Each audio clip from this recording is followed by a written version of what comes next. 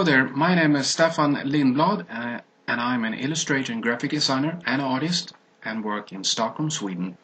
Welcome to this webinar about brushes in Corel PHOTO PAINT X6. Before we continue this webinar, I like to start by showing something that's very important if you're working with a pen tablet. Although we have pressure sensitivity features on a tablet that we can use, of course, we have our inherent in Corel PHOTO PAINT as well, which I really like you to look at. As you can see here, we have tools, options, and here in the options dialog you'll see where it says general. Go down here and you see there's pre-ticked here because I've done that before. It may be empty there if you haven't done it before, and click the configure button. As it says down here in the dialog, just press hard and soft, and so you try to get the range of the pressure sensitivity you want to work with, and do this at least 5 times. And when you think you've done 5 times at least, just click OK here, and last one, click OK to close the dialog. So now we've actually set the pressure sensitivity we want when we're working. You don't have to do this all the time, but I just wanted to show you how to do it. And would you lose the pressure sensitivity for whatever reason, you know where to go and fix that. I also want to bring your attention to the toolbar here to the left. All the tools that we have available, well, many of them anyway, are down here, and the tool we are really going to use during this webinar is the paint tool and the effect tool. And if we for each tool we choose here, when we choose them, we activate something here in the property bar, as you can see. And that is various features for each tool. For example, mask tool gets their stuff up there, the zoom tool, magnifier, the eraser, and so forth. But as much as we have various flyouts with the nibs available, pre-installed by Corel and so forth, we also have something that that is called the brush setting docker. And we have the artistic media docker as well. But to concentrate a little bit on the brush setting docker, the numbers that you saw here are not names of the tools or nibs, it's the size of it. So if I would choose 10, you will see that it says 10 here. If I choose 100, you will see that it says 100 here. But also you can manually type any size here if you like, but you could also just click the slider here or just drag it up and down, and you see how it goes up to 3000 down to 1. But of course you can use the keyboard with the PHOTO PAINT X6.4. Corel changed the control key to the shift key to hold that down and then drag your pen or mouse up and down towards you and the computer screen, and that will make the nib to resize very quickly like that. So you have various options here you can use. Talking of size, let's say you want to rotate something. If you want to rotate that, you can rotate by clicking here in the nib properties, it says rotate, and click 45 for example. Click that, so the next time you get a rotated one, as you can see there. And we go back to 0 there. And also, of course, in the brush setting dockers we have pressure sensitivity. For example, when we're making settings to an individual brush that is already pre-installed, or we want to make a custom brush out of a default brush, or if we want to do it temporarily or we're going to do a custom brush that I'm going to show you later on. All these tabs here are where you make all these changes, and so on. So, for example, you can change the pressure range here, for example, the opacity, and so forth. There's a lot of effects and tools that you can work with here. I really recommend going through this by yourself and explore it even more. When we make a custom-made brush, or we use anyone that's already pre-installed, we have brushes who are divided into groups. Art brush, for example. If you click that group, art brush, you'll see a variety of brushes that are assigned to that group. And the same applies, while I flip around here, the same applies that if we would do a custom-made brush of our own from a photograph or scan image or whatever it is, we will create, which I will show you later on, a group of our own, which we do here, create brush group, and so on. But I'm soon going to show you how to create your own brushes. So let's move on. And as we move on, I'd just like to show you a couple of other things as well. One thing with Photo Paint and CorelDRAW, for that matter, is that you can adjust your interface and where the toolbars are placed. This one here, for example, by right-clicking on the frame here, I'll have the option to unlock the toolbars, which I do there, and you'll see they are unlocked by these dots over here. So, for example, if I want to open this toolbar and an effects toolbar and apply them here with all the individual brushes open at all times, I can have them floating around or attached to the interface. For example, as you can see, window, toolbars, and paint tools. Here's the little toolbar. You can now have it floating around as it is, or you can simply just attach it to the property bar. And the same applies with the effect tools and basically all toolbars available. Just hook them up there, and that's it. If we like to lock to the user interface, you go back there and lock it. Now you see you can't grab them here. If you want to, for whatever reason, like to remove them, you just unlock again. You see the dots, drag them here, click, drag this one as well, and click, and it's gone. And then go back here and lock toolbars. You don't have to lock toolbars all the time, but I do it, and I like to have it like that. Okay, so now we close down that one, and I think we should start making a brush. I'm going to use a predefined solid nib brush, and pick a size of it here, and as you can see here now is I have the background layer here. For easy workflow, just create another object on top of it, and then just click around, and it's not to be totally solid in the end, so it doesn't matter that it was a little bit oval here suddenly, but just to make a few changes to it here now, like that.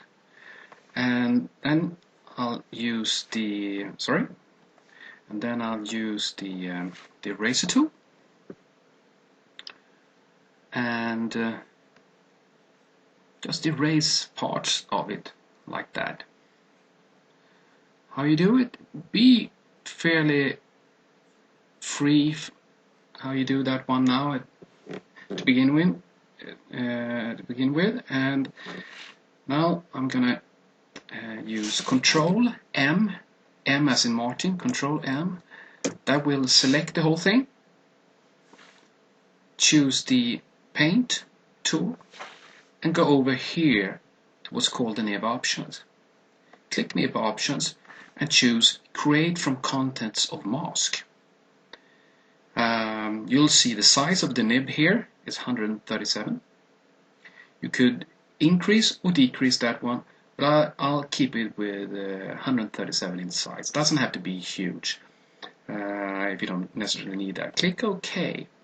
As you now see, the brush that I painted here, that's not the brush. That's just a selection of it. The brush is now here, the nib. We're not finished yet, but here's a nib anyway, and we can actually start working with this one right away. But I like to make a few adjustments to this one. For example, transparency. I like to change the transparency of it, and as I moved it over to 51, you'll see that it now has 51. And another thing that we can do is to go down here to the brush texture tab and load a texture.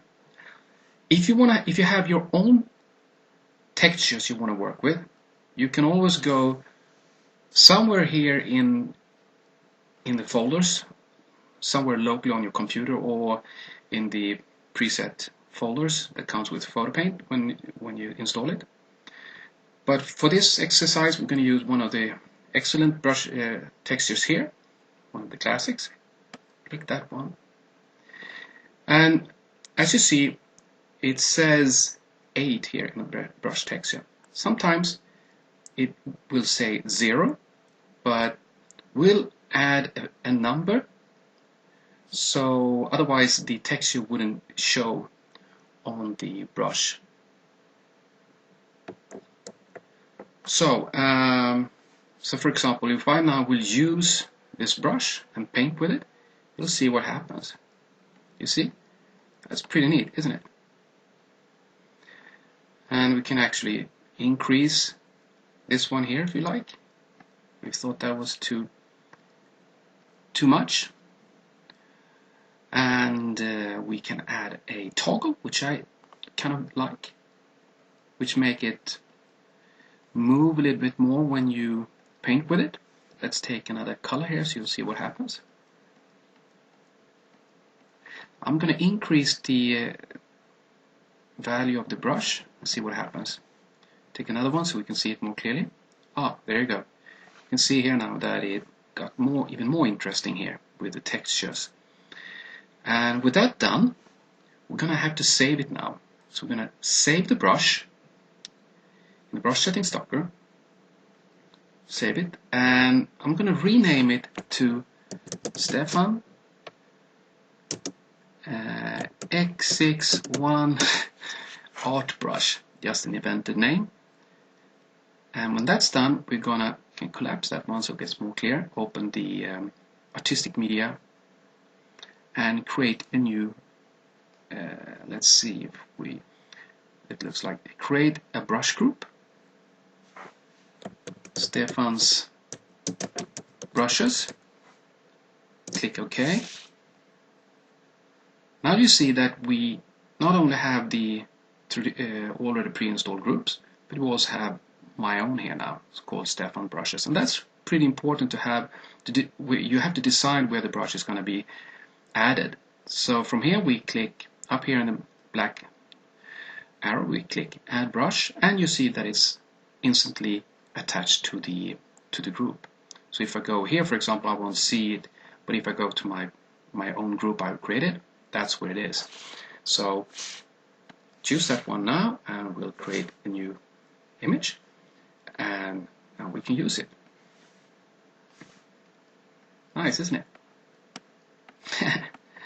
Yes, and let's close this one down and see if we can create a brush from a photograph. I usually make my own brushes for various reasons, and I use my camera, and it doesn't have to be a fancy expensive camera. You can use basically anything as long as you get a great shot with it, so a shot and everything. And here's actually eyes and very dirty ice, snow and ice. Believe it or not, here's a cigarette and some other dirt lying around. And as you can see, I've been working with the mask tool and selected just part of this photograph and made this into my what's going to be my brush. This is going to be a pretty large brush. It doesn't have to be large, but that's what I'm gonna make, so you can see the difference from the other one that I made. And so before we move on, I'm gonna make this into a grayscale one. So I'll let you see that again. I choose Image, Convert to Grayscale. When this dialog comes up, don't click Yes, click No. Disregard totally what says here in this situation. Click No, because what I want to have and you want to have is a transparent background. So you can always go into this and change the levels and everything, but I'm going to use a default grayscale color profile and just click OK here. Now you see it's gray, and again open the activate the brush settings docker again. As you see, it's selected, so just go to the nib options again, create contents from mask. You see suddenly it's a much larger one, what it actually says 1900 something instead of just 193. It's going to be larger. And then click OK. We do the same here. Now when I've created my own brush group and I want it to be in the same group, I don't have to make another one. In other words, I just go up here. No, sorry. I have to save this brush, of course. Still in the it is here, and I can make adjustments as I did before, but this is basically how I want to have it. Keeping similar settings here, like the texture. I can actually remove the texture because I already have a texture in the image, so I don't have to use any of these. So be aware of that too. You have to change that if you're doing this repeatedly, brush after brush. So click up here and click Save Brush again, and I'm going to change this to water ice, and so it doesn't get too long, and then click OK. Go to the artistic media brush, add brush to group, and there you have it. So we'll close that one down now, and soon we're going to play with it a little bit more than just this one here. So just to show you that it actually works, and like to see how much bigger it actually is. So if you see it's too big, so well, it's not too big, but it's way big. So we're gonna drag the slider here so you see how it works. Take another color here, great, and there you have it. And because I have the transparency added here, I'm getting a transparent feel to it. I can of course remove that and get it more solid. It gives another feel to it, but I like to have somewhere here anyway. And yes, and now we're going to do, and something else we're going to do is to actually close this one down and open a photograph. And now we're going to start using our made brushes. Yes, different photographs that I took the other day, or this one actually almost 2 weeks ago when we had snow here in Stockholm. And I just want to show you how we can use brushes to imitate something from real life. I'll create a new object here, and I'm going to use one of the predefined already existing brushes as well, to start with that one.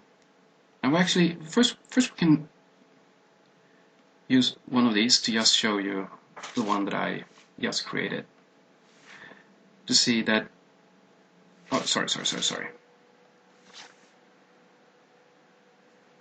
we'll take the white.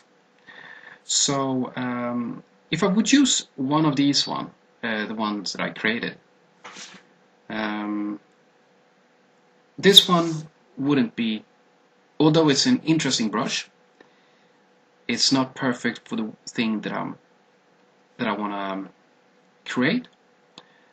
But as odd as it may sound, it's a good way of showing that many of the predefined brushes that we already have installed are great as they are.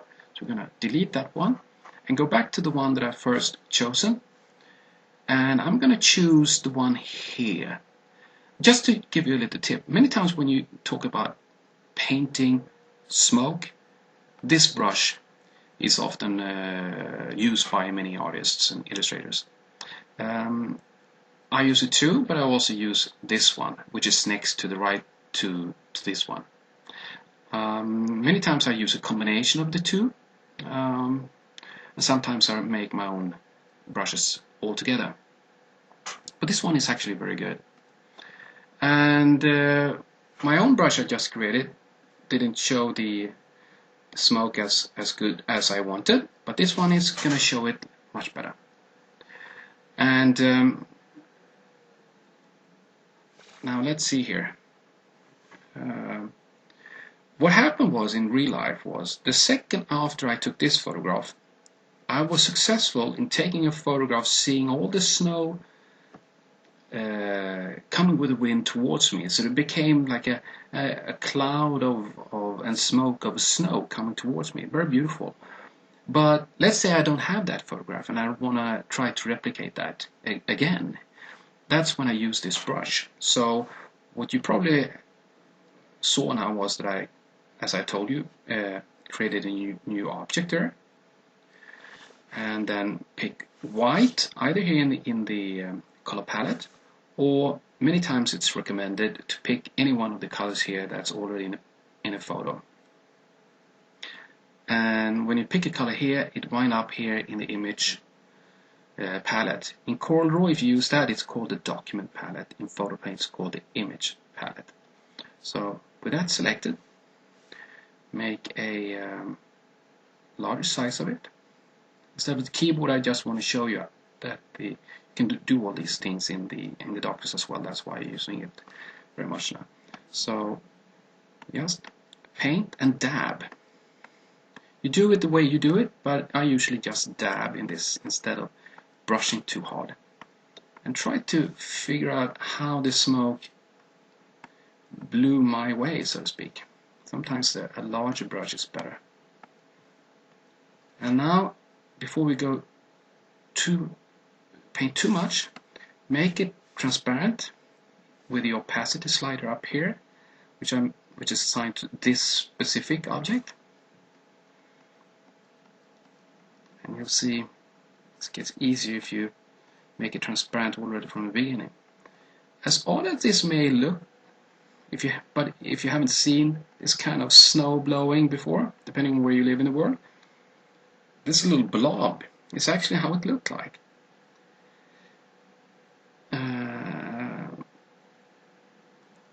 And we have to add to reality, actually.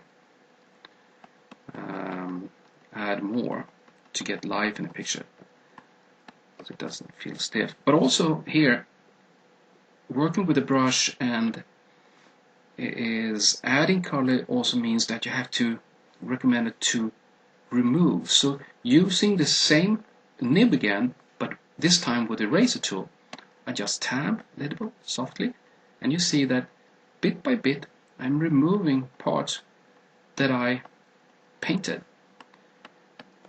and that gives a more realistic edge to the smoke here. And then, because there's a lot of white here, I want to emphasize that a little bit because it was so strong for my eyes. I'm actually going to do a couple of things here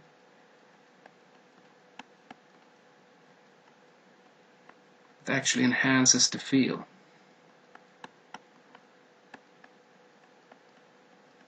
And as you can hear, maybe I'm just tabbing on my tablet instead of brushing. So to remove that and just look at it.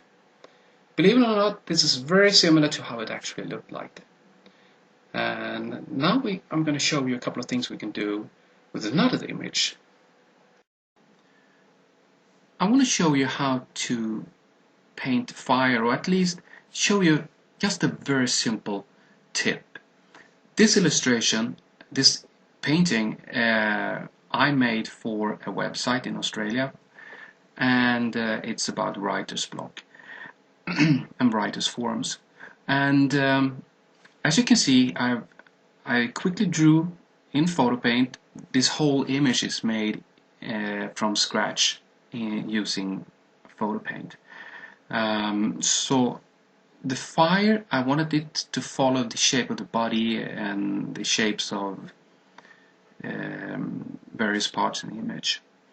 And to do that, I very quickly I'll add. I started to paint up the brush strokes. Let's move this a little bit. So I painted red brush strokes and yellow and so forth and orange, and simply just follow the shape of the body and using soft and pressure as I went along. So, and this is just one way of doing it, and very simple. Stresses enough. You can do fire in many ways, but I use the smear tool actually. And as you can see here, I'm using custom smear, for example, and just to follow the shape of the image characters. And then together with custom smear, pointy smear is also a very good one to use. But you instantly see, without me having to paint up the whole a whole fire here, you basically get the impression of how this was made. What you also see in the picture, of course, is that I made smoke in the background, and that can be done differently, of course. One way of doing it is to simply use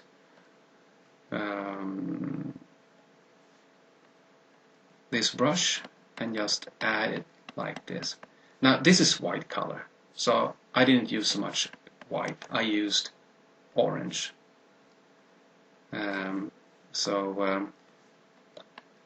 But you see how easily we can start working with smoke in the background. And then again by removing what we have painted on, and so on. And also just add and remove and remove and add. And that's basically how I built this image up, one could say. So without further ado, let's continue to the next example I want to show you. But this was a very simple way of making fire, and I made it for an entire image. I think I should just try to try one of my brushes here and just draw for a moment. And not going to show anything special, but just draw a little bit to have fun. Hope you like it.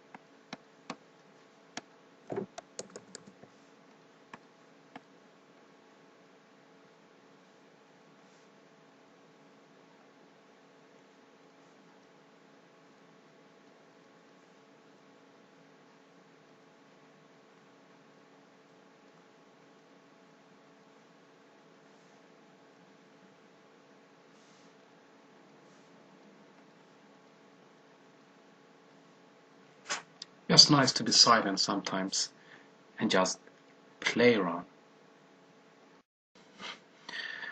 And now let's look at this one, and let us see this as, was it a postcard, for example, and it had been around for a while, so it would get white areas where it's been ripped a little bit and so on. And one way of doing that, of course, is to first make a new layer and choose a brush, another brush, and the brush that I'm going to use is another brush I made previously. You see, I made it the same way I did the other one, photograph of ice and snow and gravel and dirt.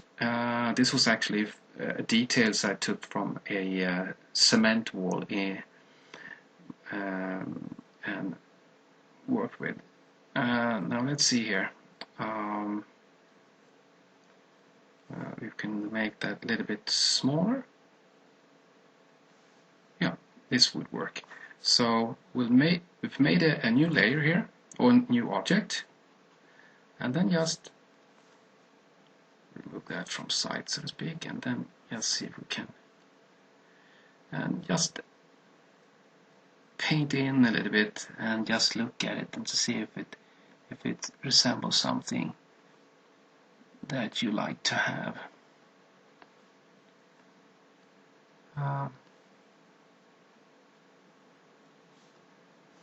You see how it get this worn out look, and if I want to rotate that now to get a horizontal, I just write 90 degrees there, and then just add more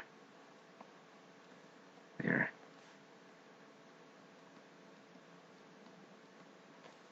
Depending on how you make this brush of yours, you could actually, if you're lucky with the texture that you do, you can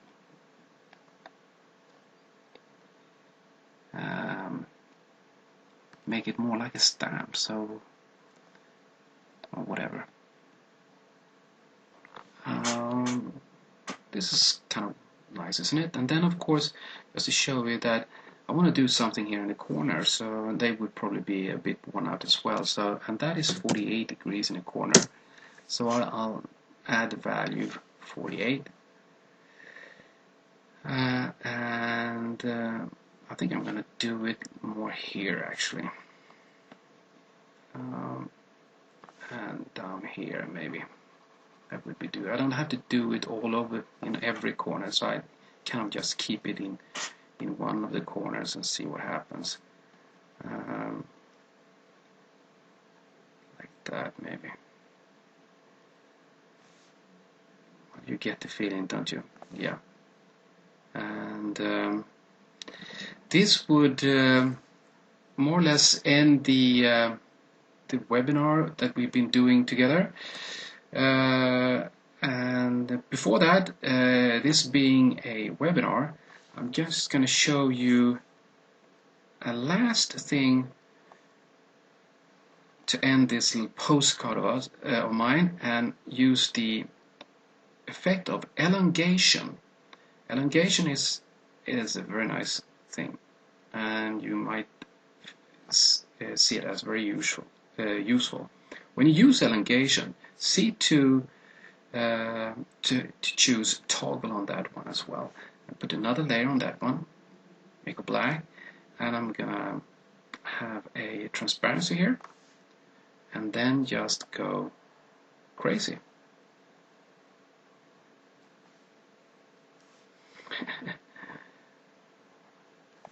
And with this one here,